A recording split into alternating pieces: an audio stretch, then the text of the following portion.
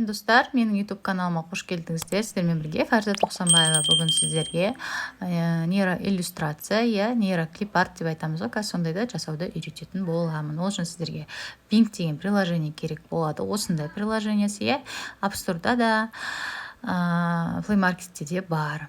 Осыған кіресіздер. Кіргеннен кейін обязательно регистрация жасайсыздар. Мына жерде мен уже зарегистрированный пользовательмін.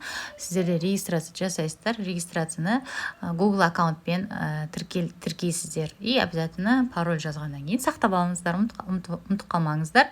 Келесі жолда сұрап қалуы мүмкін. В общем, осылай кіресіздер. Кірген кезде осындай главный экран болады. Одан кейін екінші создатель изображения деп тұрады. Соны басасыздар. Кейде новый пользовательдерді шықпауы мүмкін. Сол кезде мына жердегі оң жақта кнопка тұр ғой, приложениялар, сол жерге кірсеңіздер, изображение деп тұрады. Осымен қазір айтамын сіздерге. Міне создатель изображения, осыған кіресіздер мінекей, осы жерде тұратын болады. И осы жерде қазір біз сурет салатын боламыз. Енді мінекей опишите изображение, которое вы хотите создать деп тұр. Мінекей сіздер жазасыздар, толық барлығын жазу керексіз. Не салғыңыз келіп тұр? Мысалы, мен бір жасқа бір баланы салғым келіп тұр. Мысалы, мальчик деп жазасыздар, мальчик. Обязательно жасын жазасыздар. 1 годик дейсіздер, казахской национальности.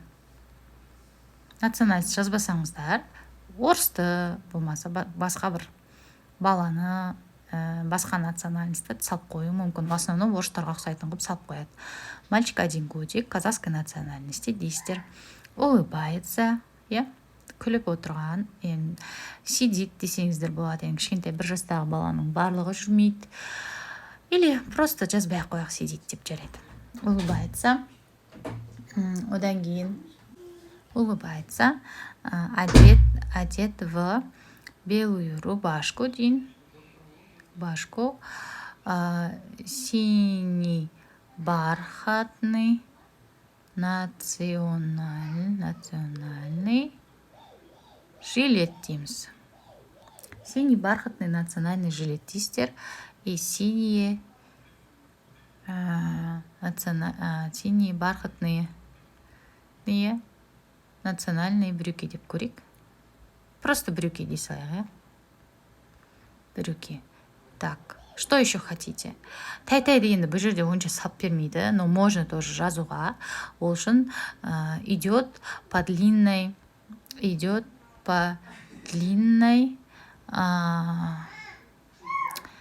белой шелковой деп көрейік.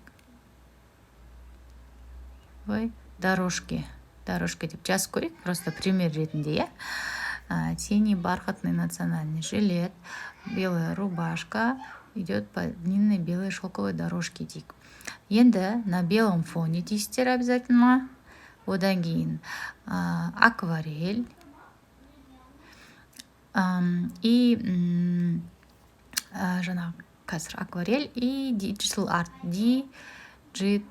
art деп жазасыздар. Все.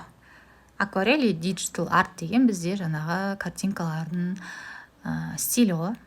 Мынандай салып береді, мысалы, күшік тұр ғой. Бұл күшік цифровая живопись деп жазылып тұр. Все, мінекей салып берді күшті қылып, бірақ ондай қатты әдемі емес, тай-тай ондай қатты әдемі емес. 1 жастағы бала емес, уже кішкене үлкен бала сияқты. Дорожкасы ұнап тұрған жоқ, сондықтан просто алып тастай салған дорожканы.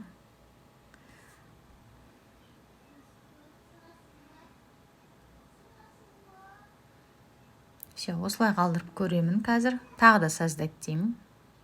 Айтпақшы, мына создать деген кнопканы басасыздар барлығын жазып болғаннан кейін. Ұмытып кетіппін айтуға. Одан кейін 14 деген монета тұр ғой шетінде. Ол деген сіздің 14 попыткаңыз бар деген сөз. Бір күнге 24 сағатқа 15 монета береді. 15 попыткаңыз бар солай жасауға. Күнде кіріп жасап отыру керек болады. Мінекей мынандай баланы салып берді. Ничего, тоже симпатичный, әп-әдемі бала. Енді не істейміз? Осы баланы ашқаннан кейін үстін басасыздар. Все, сохранить фотографии дейсіздер, и сізде галереяңызда сақталады. Былай жыртасыздар. Мына балада тоже ничего, тоже сохранить дейсіздер да. Галереяға сақтап аласыздар. Сосын X-ті бассаңыздар, қайтып мына жаққа шығады. Тағы да осы егер осы сөздеріңіз сізге ұнап тұрса, тағы да создать деп басасыздар да қайтып создавать етесіздер. Егер өзгертетін болсаңыздар, например, баланың киімін синий емес уже зеленый болатын болса, уже ана жерде редактировать етесіздер да создатьты басасыздар. Все, енді қараңыздар. Мына астында бұрынғы жасағандарыңыз тұрады. Мінекей, бұрында мен жасап тастағам, соның барлығы тұрады осы жерде. Обязательно барлығын дұрыстап жазу керек болады сіздерге.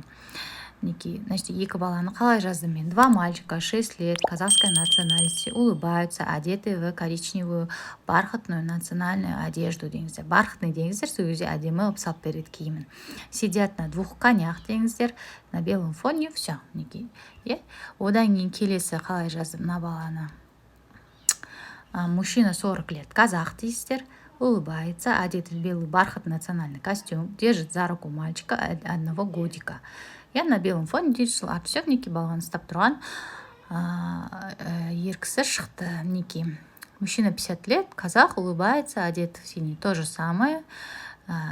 Бірінші енді главный персонаж жазу керек, ол мысалы мына кісі. Ал мына қасына екі бала второстепенный ғой. Сөйтіп жазасыздар. То же самое сөйтіп жазғанмын барлығын. Все, барлық көрсететін нәрселерім осы. Жасаңыздар, пайдаланыңыздар өздеріңіз жұмыстарыңызда. Видео пайдалы болса, міндетті түрде лайк басыңыздар, комментарий қалдырыңыздар. Тағы қандай видео салайын, комментарийға жазып кетіңіздер міндетті түрде.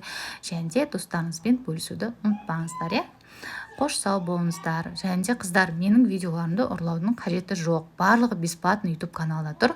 Бірақ кейбір адамдар бұл менің видеоларымды ұрлап, өздеріне канал ашып, шақыру жасауды үйретеді екен, осындайларды үйретеді екен. Бұның барлығы тегін YouTube каналында тұр. Сіздер тегін пайдалансын деп бұның барлығын беріп жатырмын. Сондықтан да өйтіп ұрлаудың қажеті жоқ. Өздеріңіздің адал еңбектеріңізбен табыс табыңыздар. Табысты болыңыздар, қош сау болыңыздар.